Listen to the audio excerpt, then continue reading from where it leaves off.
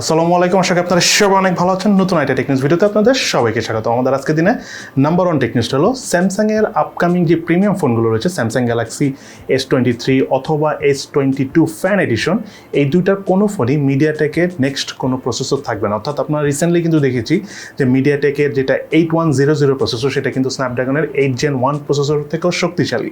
But মিডিয়াটেকের এই ধরনের কোনো হেভি ক্যাটাগরির প্রসেসরগুলো স্যামসাং তাদের আপকামিং প্রিমিয়াম ফোনে আপাতত ইউজ করবে না বলে ঘোষণা দিয়েছে। এবং তার পাশাপাশি ভিভো X80 মোবাইলটি মিডিয়াটেকের ডায়মেনসিটি 9000 প্রসেসর দিয়ে আসতে যাচ্ছে।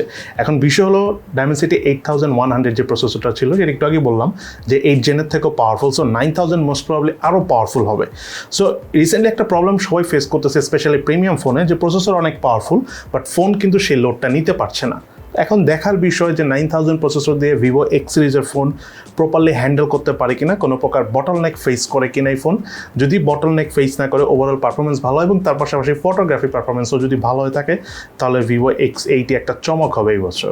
এদিকে OnePlus 10R এই মোবাইলটি ইন্ডিয়ান মার্কেটে এপ্রিল মাসের 28 তারিখ লঞ্চ হতে পারে, কিন্তু তার আগে এইটার কিছু রেন্ডার আউটলুক আমরা অনলাইনে দেখতে পেয়েছি এবং রেন্ডার আউটলুকটা দেখতে খুবই সুন্দর, অনেকটা আইফোন ক্যাটাগরির বডি প্যানেল, বাট রিয়ার প্যানেলে যে ক্যামেরা হাউসটা রয়েছে সেটা খুবই সুন্দর।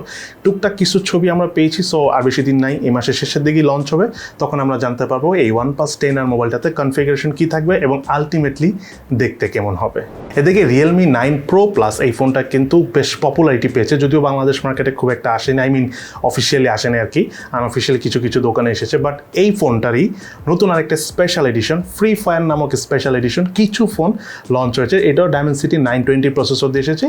বেশ শক্তিশালী গেমিং পারপাসে এই ফোনটা নিয়ে এসেছে, বাট খুবই লিমিটেড, হয়তো খুব একটা পাবো না। ইভেন এমন হতে পারে বাংলাদেশ মার্কেটে আসার আগে এই ফোনটা স্টক আউট হয়ে যেতে পারে। এবং আমাদের আজকের দিনের সর্বশেষ টেক নিউজটা হলো Infinix Hot 12, অর্থাৎ এই ফোনটা এই এপ্রিল মাসের 24 তারিখই লঞ্চ হতে যাচ্ছে। মিডিয়াটেক Helio G85 প্রসেসরের পাশাপাশি 6GB RAM 128GB storage variant, তার পাশাপাশি রয়েছে 5000 mAh ব্যাটারি। এবং এই ফোনটা কিন্তু বেশ স্লিম করে তৈরি করা হয়েছে এবং দেখতেও বেশ সুন্দর। আমার কাছে অবশ্য হোয়াইট কালারের ভেরিয়েন্টটা রয়েছে, এটা আরও বেশ কিছু কালার আসবে। কোন কালার আসবে এখন আমরা আসলে কনফার্ম না, তাই সেটা শেয়ার করতে পারছি না। বাট 24 তারিখ এই ফোনটার আপনারা ফুল রিভিউ পেয়ে যাবেন এবং আমি মনে করি আপনার কাছে এই ফোনটা ভালো লাগবে। বর্তমান যুগে যে প্রসেসর দিয়ে ফোনগুলো আসতেছে বা যেই প্রাইসে যে কনফিগারেশন থাকছে, সেই হিসাবে এই ফোনটা প্রাইস বিবেচনায় ভালোই লাগবে। বাট ফুল ডিটেলস আগামীতে খুব শীঘ্রই জানতে পারবেন। এবং এর পাশাপাশি Realme C35, যে ফোনটা দেখতে অনেকটা অ্যাপেলের আইফোনের মতো, অর্থাৎ কম দামি আইফোন আর কি, সেই ফোনটাও বাংলাদেশ মার্কেটে খুবই সুন আসতে যাচ্ছে এবং সেই ফোনটার প্রাইসের ব্যাপার আমরা এখনও কনফার্ম না, তবে ঈদের আগে আসবে না, ঈদের পরপর Realme C35 এবং Realme 9 দুটো ফোনই হতে পারে আমরা একসাথে বাংলাদেশ অফিসিয়ালি দেখতে যাচ্ছি।